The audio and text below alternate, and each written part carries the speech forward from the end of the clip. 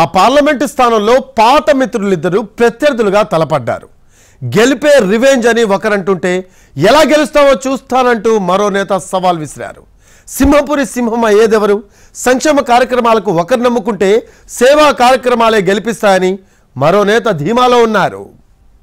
నెల్లూరు పార్లమెంట్లో హేమాహేమీలు పోటీ. సంక్షేమ పథకాలే సాయిరెడ్డిని గెలిపిస్తాయా? తెలుగుదేశం కలను వేమిరెడ్డి నెరవేరుస్తారా? క్రాస్ ఓటింగ్ ఎవరికి ఎత్తుపెడుతుంది? నెల్లూరు పార్లమెంటు నియోజకవర్గంలో గెలిపే లక్ష్యంగా అధికార విపక్షాలు ఎన్నికల్లో పోరాడాయి. కంచుకోటలో తమకు ఎదురేలేదని వైసీపీ నేతలు ధీమా వ్యక్తం చేస్తుంటే ఈసారి టీడీపీ జెండా ఎగురుతుందని టీడీపీ నేతలు సవాల్ విసురుతున్నారు. టీడీపీ తరపున వేమిరెడ్డి ప్రభాకర్ రెడ్డి, వైసీపీ తరపున విజయసాయిరెడ్డిలు పోటీ చేశారు.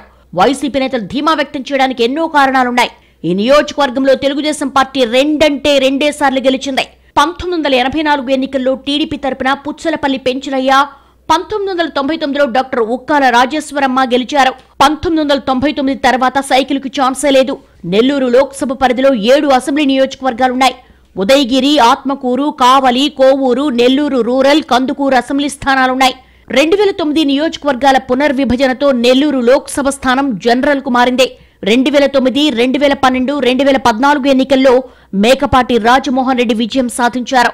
2012లో ఉప ఎన్నికల్లో వైసీపీ తరపున పోటీ చేసి 2,91,745 ఓట్ల మెజార్టీ సాధించారు.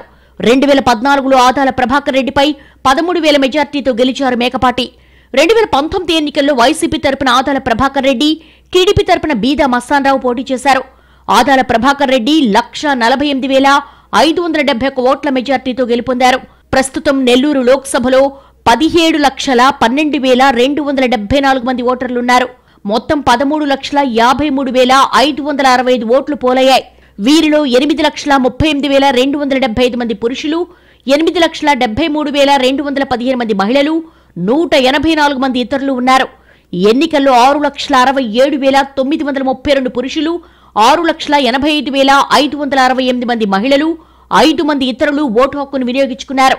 2014లో 74.2%, 2019 ఎన్నికల్లో 77.6% పోలింగ్ నమోదైంది. వేమిరెడ్డి అభ్యర్థిత్వాన్ని ఖరారు చేశారు సీఎం జగన్. అదే సమయంలో టీడీపీకి అభ్యర్థి మాత్రం దొరకలేదు. ఎవరిని సంప్రదించినా పోటీ చేసేందుకు నిరాకరించారు. ఇదే సమయంలో వైసీపీలో చోటు చేసుకున్న పరిణామాలతో వేమిరెడ్డి ప్రభాకర్ రెడ్డి బయటకొచ్చారు. వేమిరెడ్డి పార్టీని వీడిన తర్వాత కీలక నేతలంతా ఆయన వెంట నడిచారు. లోక్సభ అభ్యర్థి కోసం ఎదురుచూస్తున్న టీడీపీకి ఈ పరిణామం కొంత ఉపశమనాన్ని కలుగు చేసింది. టీడీపీ అధినేత చంద్రబాబు సమక్షంలో వేమిరెడ్డి ప్రభాకర్ రెడ్డి దంపతులు ఆ పార్టీలో చేరారు. దీంతో ఆయన నెల్లూరు లోక్సభ టీడీపీ అభ్యర్థిగా చంద్రబాబు ప్రకటించారు. వివిధ కారణాలతో నేతలు పోటీ చేసేందుకు ముందుకు రాకపోవడంతో చివరకు పార్టీ సీనియర్ నేత విజయసాయిరెడ్డిని ఎంపిక చేశారు. ఇరు పార్టీలకు చెందిన నేతలు సీనియర్లు కావడంతో ప్రచారాన్ని హోరాహోరీగా నిర్వహించారు. వీపీఆర్ ట్రస్ట్ ద్వారా సేవా కార్యక్రమాలతో ప్రజలకు చేరువయ్యారు వేమిరెడ్డి. మరోవైపు విజయసాయిరెడ్డిని వైసీపీ అభ్యర్థిగా ప్రకటించిన తర్వాత వివిధ వర్గాలకు చేరువ చేసేందుకు ప్రయత్నాలు జరిగాయి.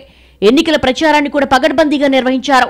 తాను నెల్లూరుకు చెందిన వాడినని, నెల్లూరు ప్రాంతాన్ని అభివృద్ధి చేసేందుకు కృషి చేస్తానని విజయసాయిరెడ్డి హామీ ఇచ్చారు. ప్రత్యేక మేనిఫెస్టోను కూడా విడుదల చేశారు. ఎన్నికలప్పుడే విజయసాయిరెడ్డికి నెల్లూరు మీద ప్రేమ పుట్టుకొచ్చిందంటూ టీడీపీ నేతలు కౌంటర్ ఇచ్చారు. తాను క్లీన్ చిట్ అని, తన ప్రత్యర్థి చార్జ్ షీట్ అంటూ వేమిరెడ్డి ప్రభాకర్ రెడ్డి ప్రజల్లోకి వెళ్లారు. నెల్లూరు సిటీ, ఉదయగిరి, కందుకూరు, కోవూరు నియోజకవర్గాల్లో వైసీపీ బలహీనంగా ఉందని భావించిన పార్టీ నేతలు ప్రత్యేక వ్యూహాలు అమలు చేశారు. విజయసాయిరెడ్డి కూడా అధికంగా ఈ నియోజకవర్గంలోనే పర్యటించి నేతలు, కార్యకర్తల్లో ఉత్సాహం నింపారు. ఈ నియోజకవర్గంలో టీడీపీ 2 సార్లు మాత్రమే గెలవడంతో ఈసారి విజయం సాధించడం కష్టమేనని వైసీపీ నేతలు అభిప్రాయపడుతున్నారు. గ్రామస్థాయిలో తమకు అధికంగా ఓట్లు పడ్డాయని వైసీపీ నేతలు అంచనా వేస్తున్నారు. ప్రభుత్వ వ్యతిరేకత, పట్టణ ప్రాంతాల్లో ఓటింగ్ పెరగడం, సేవా కార్యక్రమాలే వీపీఆర్ను గెలిపిస్తాయని టీడీపీ నేతలు ధీమా వ్యక్తం చేస్తున్నారు. క్రాస్ ఓటింగ్ కూడా జరిగిందని, ఇది తమకు అనుకూలిస్తుందని అంటున్నారు.